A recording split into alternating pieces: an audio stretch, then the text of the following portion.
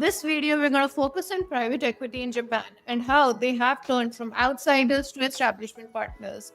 Let's talk about the market evolution, the current landscape, and the emerging concerns. Japan's private equity sector has transformed from vilified vulture funds 25 years ago to welcome partners in the corporate reform. The industry now operates with 10 to 15% of the major Japanese companies and has delivered strong returns of 2.4x of equity capital invested between 2010 to 2024, outperforming other major markets. However, as the competition intensifies and the leverage ratios climb, the concerns are emerging about market access and the extent of foreign ownership in Japanese industrial base. Let's first start with the transformation from pariahs to partners.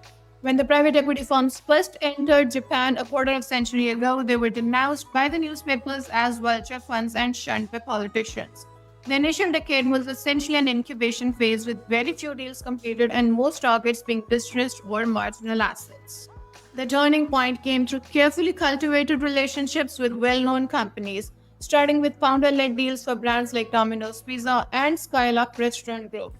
A new era of corporate carve-outs initiated by KKR's Panasonic Healthcare deal extended PE's reach into core sectors including defense and semiconductors.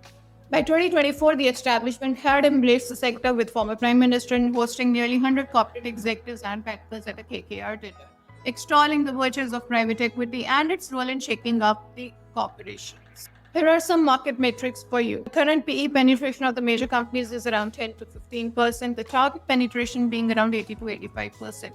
The returns from 2010 to 2024 are 2.4x of equity capital, and the number of PE firms in Tokyo is around 150 to 200.